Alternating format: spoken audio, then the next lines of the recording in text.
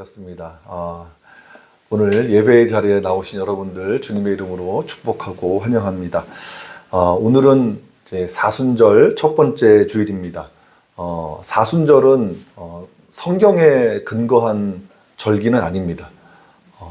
그렇게 따지면 사실 성탄절도 또 부활절도 성경에 명시되어 있는 건 아니니까 성경에 근거한 절기는 아니라고 볼 수 있겠지만 이 사순절은 이제 교회가 발전하는 과정에서 생겨난 전통입니다.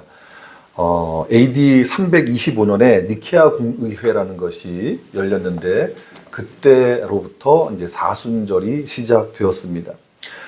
본래는 이제 부활절 전에 세례 받을 사람들을 이렇게 준비하는 기간으로 지켰는데 이것이 오늘날의 이제 사순절 전통이 되었죠. 사순절이라고 하는 것은 40일을 뜻합니다. 그러니까 부활절 전 40일인데 그 중에 주일은 뺍니다. 그러니까 주일까지 포함하면 46일 되는데 우리 교회의 전통에서는 주일을 작은 부활절이라고 생각하거든요. 그래서 주일에는 금식을 하지 않습니다. 원래는 늘 이제 하나님을 예배하면서 기뻐하는 날이기 때문에 금식을 하지 않는데 어쨌든 그 주일을 뺀 40일을 계산하니까 항상 수요일이 사순절의 시작이 됩니다. 그래서 우리가 지난주 수요일에 재수요일 혹은 성회수요일이라고 하는 사순절의 시작을 우리가 맞았고 이제 사순절 첫 번째 주일을 맞게 되었습니다. 오늘은 제가 말라기 2장 5절로 9절의 말씀을 준비했는데요. 사실 오늘 말씀은 좀 비신자들이나 또 새신자들이 좀 들을 때는 어려울 수도 있고 또 부담이 될 수도 있는 그런 말씀입니다. 그래서 제 생각에는 그래도 신앙생활을 좀 오래 하신 분들 그런 분들이 오늘 말씀을 들을 때 좀 도전이 되고 은혜가 되는 말씀이지 않을까 싶은데 신앙의 연륜이 좀 짧다고 해서 나한테 어려운 말씀이구나 그냥 귀를 닫고 있어야지 이러지는 마시고 그래도 하나님이 그 가운데 하시는 말씀이 분명히 있으리라 믿습니다. 말씀을 들으시고 은혜 받고 도전 받고 삶이 변화되는 우리 모두가 되기를 주님의 이름으로 축복합니다. 자, 오늘은 제가 좀 설명이 필요해서 화면을 좀 준비했습니다. 첫 번째 화면 우리 한결이 넘겨주세요. 네. 우리나라 민요 중에 충성사모요라고 불리는 민요가 있습니다. 조선 중기에 연산군이라는 폭군이 있었죠. 여러분 잘 아실 겁니다. 그 연산군이 우리나라를 다스릴 때, 조선을 다스릴 때 그때의 정치 상황이 어떠했는지는 제가 따로 설명을 드리지 않아도 여러분들이 잘 아시리라 생각합니다. 사극 같은 데서도 많이 다룬 내용이니까 우리나라 정치가 아주 혼란스러울 때였고 어지러울 때였죠. 폭정이 있었습니다. 말하자면.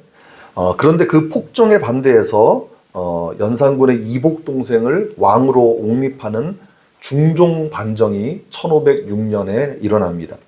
바로 그 즈음 백성들 사이에서 많이 불렸다는 민요가 바로 충성사모요라는 노래입니다. 본래는 제목이 없습니다. 그러나 그 첫 소절이 이제 충성사모호, 그러니까 충성이 사모냐라고 하는 거여서 충성사모요 혹은 충성요 또는 사모요 등으로 불리었다고 합니다. 오늘은 그 노래 이야기를 먼저 하고 말씀을 나누었으면 좋겠습니다. 자, 먼저 다음 화면을 좀 넘겨주시겠어요? 먼저 이 민요를 제대로 이해하려면 사모가 뭔지를 알아야 됩니다. 사모. 자, 그림이 나왔으니까 사모가 뭔지 아시겠죠? 네. 사모는 이제 외올실 사자에 모자를 써서 사모인데 그러니까 이제 제가 네이버에서 검색해 보니까 고려 말기부터 저 모자를 썼다고 하는데요. 우리가 이제 흔히 알기로는 조선시대 관직에 있는 사람들이 궁에 이렇게 입고할 때 저 모자를 쓰지 않았습니까? 그래서 저 모자를 사모라고 하는데 우리가 많이 봤어요. 사극 같은 데서 너무 많이 봐서 익숙한 모자입니다. 그리고 전통 혼례 치르게 되면 이 남자들이 사모 관대 한다고 하잖아요. 그래서 사모를 쓰고 이렇게 관대를 하고 관복을 입고 그렇게 결혼식 하는 모습도 많이 보셨을 겁니다. 자, 그런데 이 연산군 때의 이 관료들이 자신들의 저 사모에다가 충성이라는 글자를 새겨 놓는 뭐라 그래야 되나요? 좀 유행이 있었습니다. 유행. 그러니까 조선시대에 관직에 있는 사람들이 사모에다가 충성이라는 글자를 새겨 넣었던 거예요. 그게 이제 유행이었던 것 같아요. 어쨌든 관직에 이제 몸을 담게 됐으니까 나라에 충성하겠다는 자신들의 의지를 담아서 그런 글자를 새겨 넣었겠죠. 자, 그런데 여러분 잘 아시겠지만 연산군 때 그 관직에 있던 관료들 모두가 그렇지는 않았지만 대부분의 관료들이 어땠습니까? 충성을 찾아보기 어려웠죠. 연산군 때 그 포악한 정치는 연산군 혼자만 만든 것이 아니었습니다. 저 사모를 썼던 벼슬아치들의 농단이 있었던 거죠. 우리는 농단이라는 말이 낯설지가 않죠. 네. 뭐 한 7, 8년 됐을 때 정도 됐나요, 이제? 처음에 그 JTBC 보도를 통해서 언론에 소개되었던 여러분 잘 아시는 지금은 본명을 쓰더라고요. 최서원이라는 이름을 쓰는데 최순실 게이트가 벌어졌을 때 국정농단이라는 말이 많이 사람들 입에 회자되었죠. 사실은 이제 연산군 때에도 국정농단이 있었던 겁니다. 결국 그런 부정부패와 사리사욕 같은 것들이 잘못된 정치를 만들었고 포악한 정치를 만들었던 겁니다. 그리고 급기야는 연산군이 왕의 자리에서 쫓겨나는 일까지 벌어졌죠. 자, 그때 백성들의 마음이 어땠을까? 한번 상상해 보십시오. 지금처럼 어찌 이럴 수 있나 하면서 막 사람들이 거리로 나와서 막 시위하고 데모하는 그런 모습은 볼 수 없었겠지만 그 마음속에는 이게 나라를 다스리는 사람들이 저 벼슬아치 사람들이 어찌 저럴 수 있는가? 우리는 이렇게 힘들게 어렵게 살아가는데 하면서 분통이 터졌을 것 같습니다. 그때 조선의 백성들이 충성사모여라는 노래를 지어서 불렀던 겁니다. 자, 그러면 다음 화면을 보시겠습니다. 그 노래의 가사를 한번 볼게요. 자, 가사를 보니까 충성사모호, 그러니까 충성이 사모냐 이런 질문을 던집니다. 자, 그런데 여기서 쓰인 사모가 벼슬아치들이 썼던 그 사모가 아니에요. 한자가 달라요. 자, 여기서 이 노래 가사에 나오는 사모는 속일 사자에 꾀할 모자를 썼습니다. 그러니까 당시 관료들이 그 자신들이 쓰는 그 사모라고 하는 모자에 충성이라는 글자를 새겨 놓는 것을 좀 비아냥거리는 거예요. 비꼬는 거예요. 머리에 쓰는 사모와 발음이 같은 말을 써서 일종의 언어 유희를 한 것입니다. 그래, 충성한다는 게 속이고 모략하는 것이더냐, 이렇게 노래를 지었죠. 그 다음에 거동교동호, 몸을 움직여 간다는 것이 고작 교동이냐 이런 뜻입니다. 그러니까 교동은 원래 연산군이 유배되었던 강화도 교동을 말하는 것이거든요. 그래, 고작 간다는 게, 몸을 움직여서 간다는 게 교동이냐라는 거죠. 그 다음에 흥청, 운평, 치지, 하천. 흥청과 운평은 어디다 두고 이런 뜻입니다. 여러분, 흥청하고 운평은 당시 기녀들의 계급을 이야기합니다. 등급을 이야기하는 거예요. 그 중에 최고 등급의 기녀들을 흥청이라고 불렀어요. 여러분, 흥청하니까 딱 떠오르는 말 있죠. 흥청망청 쓴다 그러잖아요. 그러니까 흥청 좋아하다가 망한다는 거예요. 거기서 유래된 말입니다. 흥청망청이라고 하는 말이. 자, 그 다음에 내양 형극 저귀호. 그러니까 형과 극은 이제 가시나무를 뜻하는 말인데 풀이하면 어찌 가시나무 밑으로 돌아가느냐 이런 뜻입니다. 근데 여기에도 사실은 언어 유희가 있습니다. 조선시대에 그 기녀들을 가시, 순 우리말로 가시라고 불렀습니다. 그러니까 유배된 연산군 또 거기에 놀아났던 당시 관료들을 조롱하는 그런 노래인 거죠.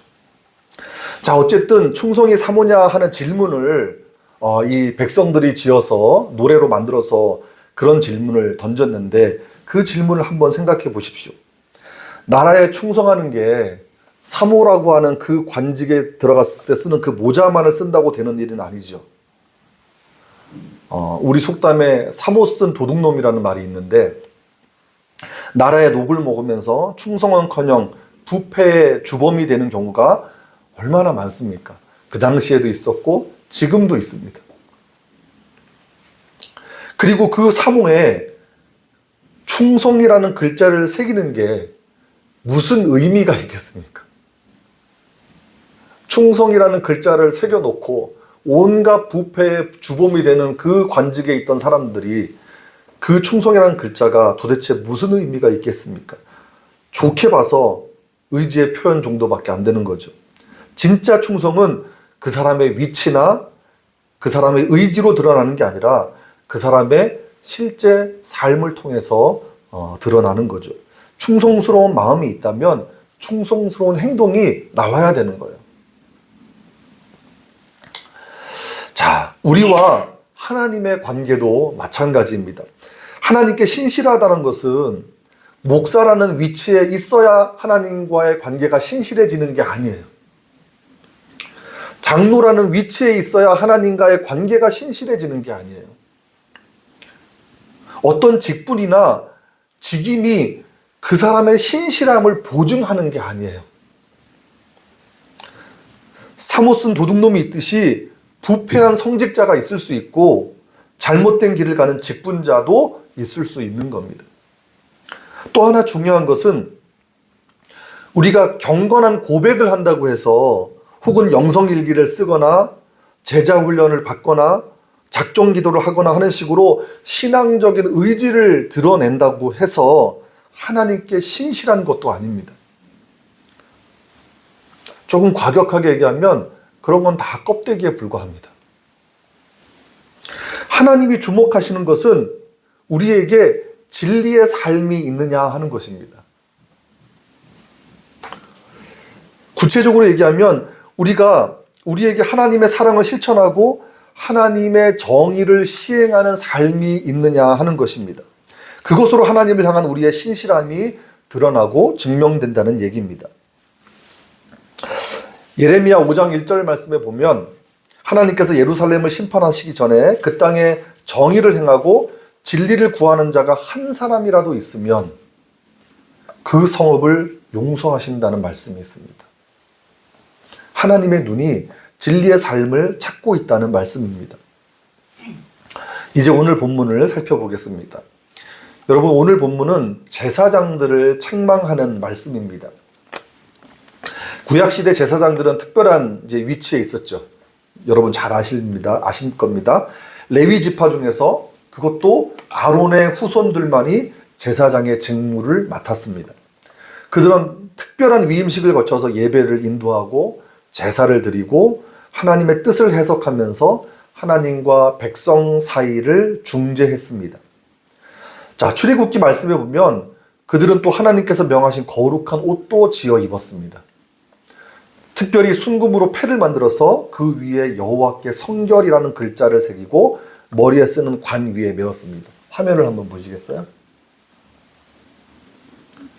자, 저렇게 하나님께서 명령하신 대로 그들이 예복을 지어 입었고 특별히 그 머리에 쓰는 관 위에 패를 만들어 가지고 금색으로 패를 만들어서 거기에다 여호와께 성결이라고 적어 넣었어요.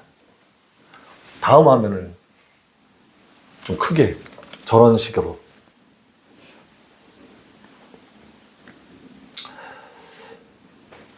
조선시대 벼슬아치들이 사모에다가 충성이라는 글자를 새겨 넣은 것과 비슷합니다. 물론 제사장의 관 위에 패 위에다 쓰는 것은 하나님의 명령이긴 하지만 조금 자발적인 것과 명령이 좀 다르긴 합니다만 어쨌든 그렇게 모자에 새겨 넣는 게 좀 비슷하죠. 자, 그런데 이런 제사장들이 하나님께 책망을 듣습니다. 우리가 말라기 시대뿐만이 아니라 예수님 시대에도 제사장들이 예수님에게 어떤 평가를 받았습니까? 그들이 이 머리 관 위에다가 여호와께 성결이라고 써놓으면서 그들의 의지를 불태웠을지는 모르겠지만 그들이 정말 여호와께 성결한 사람들이었습니까? 하나님께서 제사장들을 책망하시는 그 핵심은 8절과 9절에 있습니다. 8절에 보니까 제사장들이 옳은 길에서 떠났다고 말씀합니다. 너희는 옳은 길에서 떠나 많은 사람을 율법에 거스르게 하는도다. 나 만군의 여호와가 이르노니 너희가 레위의 언약을 깨뜨렸느니라. 또 9절에 보니까 하나님이 원하시는 길을 지키지 않았다고 말씀하죠. 너희가 내 길을 지키지 아니하고 율법을 행할 때에 사람에게 치우치게 하였으므로 나도 너희로 하여금 모든 백성 앞에서 멸시와 천대를 당하게 하였느니라 하시니라. 이것은 1차적으로 당시의 제사장들이 자신의 직무에 충실하지 않았다는 말씀입니다. 그것이 백성들의 삶을 망쳐 놓았던 것이죠. 8절에 많은 사람을 율법에 거스르게 한도다가 바로 그 말씀입니다. 그러나 제사장들의 직무 테마는 그들이 진리의 법을 가볍게 여겼다는 데서 기인합니다. 그 결과로 그들에게 진리의 삶이 없었다는 얘기죠. 사실 말라기 1장에도 보면 하나님께서 제사장들을 부르실 때 어떻게 부르시냐면 내 이름을 멸시하는 제사장들아 그럽니다. 제사장들은 하나님을 경외하는 사람들이었고 당시 모든 백성들에게 하나님을 경외하는 본을 보여줘야 될 사람들인데 하나님께서 당시의 제사장들을 향해서 내 이름을 멸시하는 제사장들이라고 불렀습니다.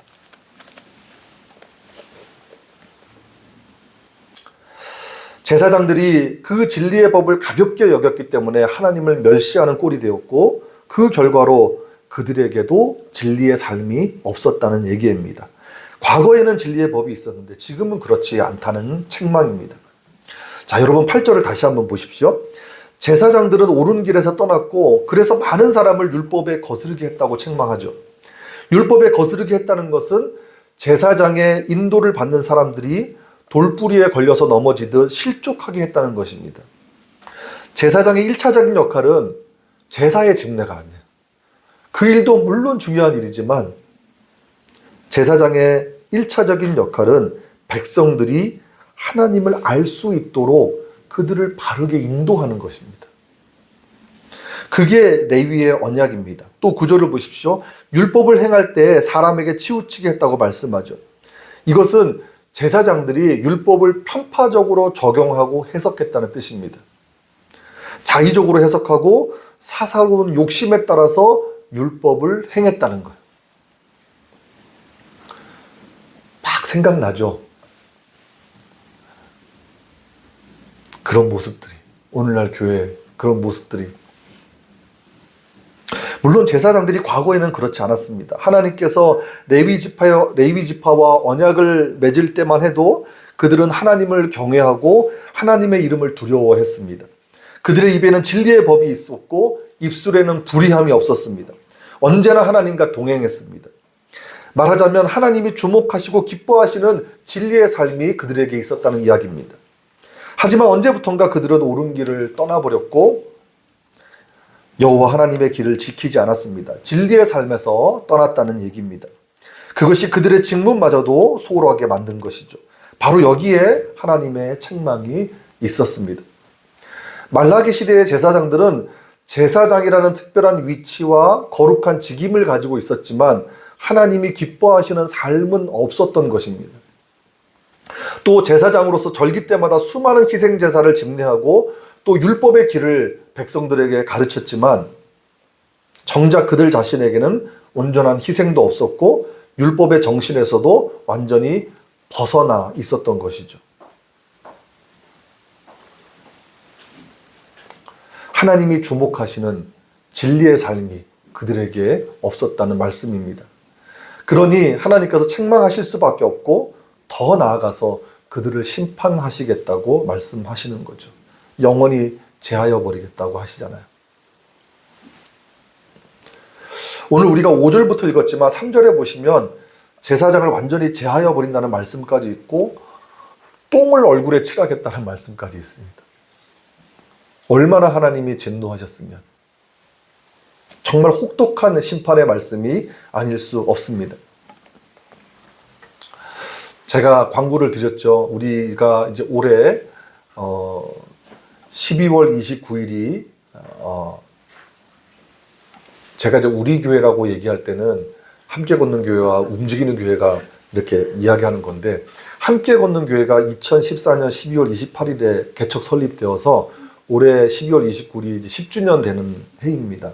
그래서 제가 존경하는 김기성 목사님을 작년에 이미 섭외를 해서 모셨는데, 그 김기성 목사님께서 삶이 메시지다라는 책에서 이런 말씀을 하셨어요. 신앙생활은 고백을 삶으로 번역하는 끝없는 과정이다. 끝없는 과정이다. 고백은 활동을 통해서만 진실함이 드러난다. 그렇게 책에서 쓰신 것을 제가 보았습니다. 정말 그렇습니다. 우리의 직분이, 우리의 자리가, 또 우리의 위치가 신실함을 드러내는 게 아닙니다. 심지어 우리의 진실한 고백도 그것이 몸으로 표현되지 않고 삶으로 증명되지 않으면 거짓말입니다. 예레미야 5장 2절에 보면 진리의 삶이 없는 자들이 하나님께 맹세하지만 실상은 거짓 맹세라고 하나님께서 말씀하시는 내용도 있습니다. 저는 솔직히 오늘 본문을 읽으면서 여기서 말하는 제사장이 오늘날의 목사구나 싶었습니다. 아니, 바로 나 자신이구나 생각하며 읽었습니다. 목사라는 특별한 위치, 목사라는 특별한 직무가 하나님께 신실하다는 것을 보증합니까? 유진 피터슨에 따르면 우리가 교회 안에서 사용하는 단어들 중에서 가장 오염이 된 말 중에 하나가 바로 목사랍니다. 과거에는 목사라고 하면 거룩한 분, 삶이 다른 분, 뭔가 우리가 배워야 될 분, 본받아야 될 분으로 생각하는 그런 아주 고결한 단어였는데, 이제 목사를 이야기할 때 그 사람이 어떤 목사인지를 설명해야 된다는 거예요. 여러분도 아마 그럴 거예요. 누군가 나 목사요 그러면, 아이고 목사님, 이것보다는 저 사람이 어떤 목사지? 신실한 목사인가? 의심하게 되는 거예요.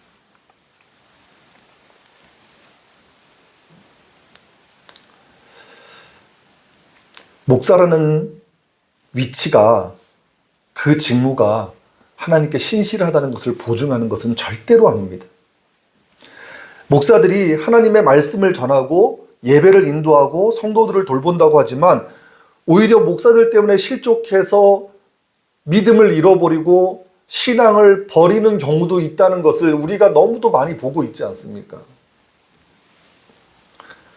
하나님의 말씀마저도 자의적으로 해석하고 사욕에 이끌려서 치우치게 선포하는 경우가 얼마나 많이 있습니까?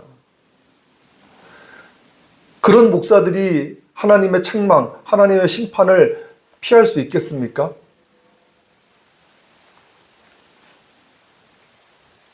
그렇기 때문에 목사인 저는 오늘 본문이 두렵고 떨리는 말씀이 아닐 수 없었습니다. 여러분들은 어떻습니까? 저는 여러분들도 이 말씀을 읽으면서 여기서 말하는 제사장이 바로 나구나 생각하면서 읽으시기를 주님의 이름으로 부탁드립니다. 나는 평신도니까 괜찮아, 이렇게 생각하지 마십시오. 무엇이 되었든지 우리를 안심시키는 거짓된 허울들이 분명히 있을 것입니다. 우리는 그 허울을 걷어내야만 합니다. 그리고 말씀의 빛으로 우리의 삶의 실체를 똑똑히 보고 우리의 실상을 낱낱이 살펴야 될 줄로 믿습니다.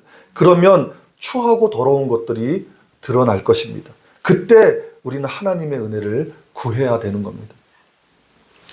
연산군 때의 벼슬아치들이 사모를 쓰고 그 사모에다가 충성이라는 글자를 새겨놓고도 백성을 속이고 사리사욕을 위해서 모략과 술수를 자행했던 것처럼, 오늘 우리도 그리스도인이라는 거룩한 이름을 가지고 있음에도 불구하고 진실하지 못한 거짓된 삶을 살 수 있습니다. 우리는 충분히 그럴 수 있는 사람들입니다. 그러나 어떠한 이유로도 우리가 연약해서 그렇든, 우리 안에 죄의 성향이 남아 있어서 그렇든, 그 어떤 이유로도 우리의 거짓된 삶, 진실하지 못한 삶을 변명할 수는 없습니다. 우리 삶은 있는 그대로 하나님 앞에서 평가를 받게 되어 있기 때문입니다. 오늘 말라기 본문이 우리에게 말씀하는 것은 다른 게 아닙니다. 옳은 길에서 떠나지 말아라. 여호와 하나님의 길을 지켜라. 이것입니다. 여러분, 이 사순절 기간에 하나님께서 우리에게 요구하시는 것이 무엇이겠습니까? 아니, 우리 인생에서 하나님이 바라시는 것이 무엇이겠습니까? 그것은 우리가 진리의 법인 말씀을 따라서 진리의 삶을 사는 겁니다. 입으로만 주여 주여 하는 것이 아니라 하늘에 계신 우리 아버지의 뜻대로 사는 것입니다. 아는 것으로 그치지 않고 사는 것으로 증명하는 삶을 사는 겁니다. 하나님의 사랑을 말로만이 아닌 삶으로 실천하고 하나님의 정의를 지식으로만 가지고 있는 것이 아니라 그것을 위해서 사는 겁니다. 물론 완벽할 수는 없겠지만 그렇게 살기 위해서 하루하루 치열하게 사는 겁니다. 이제 저와 여러분 모두가 진리의 삶을 살게 되기를 주님의 이름으로 간절히 축복합니다. 우리가 가진 신앙이 우리의 삶을 변화시키지 못한다면 어쩌면 그 신앙은 거짓 신앙일 수도 있습니다. 가끔 그런 이야기들 하잖아요. 우리가 신앙생활을 열심히 하는 사람들 중에도 성품이 좋지 않아서, 그래서 어떤 분들은 뭐 그렇게도 얘기하시더라고요. 직분자를 뽑을 때 믿음 보지 말고 그 사람의 성품을 보라고. 근데 가만히 생각해 보면 신앙은 그 사람의 성품마저도 변화시켜야 되는 줄로 믿습니다. 우리의 잘못된 성품이 있다면 우리가 하나님의 말씀에 비추어서 그 잘못된 성품을 고치고 하나님이 기뻐하시고 바라시는 그런 성품으로 우리가 거듭나야 되지 않겠습니까? 이사야 1장에 보면 하나님께서 이스라엘의 신앙을 질타하지 않습니까? 너희가 내 마당만 밟을 뿐이다. 너희들의 분향과 예물이 가증히 여겨진다. 너희들이 나에게 손을 펴도 나는 눈을 가릴 것이고 너희들이 나한테 기도해도 나는 너의 기도를 듣지 않겠다. 하나님께서 이사야 선지자를 통해서 그렇게 무섭게 말씀하십니다. 왜 그렇게 가혹하게 말씀하셨습니까? 그들에게 하나님이 기뻐하시는 삶이 없었기 때문입니다. 그들의 손에 피가 가득했기 때문입니다. 우리는 그런 책망과 질타를 듣지 않게 되기를 주님의 이름으로 축복합니다. 이 사순절 기간에 오늘 다소 좀 무거운 말씀일 수 있지만 우리에게 꼭 필요한 말씀이라고 생각해서 오늘 말씀을 준비하게 되었습니다. 여러분, 바라기는 정말 하나님께서 기뻐하시는 그런 삶, 진리의 법으로 주신 그 말씀을 우리의 마음판에 새기고 그 말씀대로 살아가는 진리의 삶, 입으로만 주님을 부르는 삶이 아니라 삶으로 주님을 증거하는 삶, 그런 삶이 되기를 다시 한번 주님의 이름으로 축복합니다. 기도하겠습니다. 하나님 감사합니다. 사순절 첫 번째 주일을 맞아서 우리가 오늘 말라기 2장 5절로 9절의 말씀을 나누었습니다. 하나님께서 거룩하게 구별하셨던 제사장들이 하나님의 혹독한 심판을 받고 책망을 들은 것을 우리가 말씀을 통해서 보았습니다. 하나님, 우리도 하나님께서 거룩하게 부르신 하나님의 백성들인데 말로만 떠드는 삶이 아니라 정말 하나님이 기뻐하시는 삶이 있는 그런 하나님이 기뻐하시는 그리스도인들, 성도들이 될 수 있도록 주님 도와주시옵소서. 진리의 법을 마음에 새기고 그 법을 따라 진리의 삶을 살아가는 우리 모두가 되게 하여 주시옵소서. 예수님의 이름으로 간절히 기도드립니다. 아멘.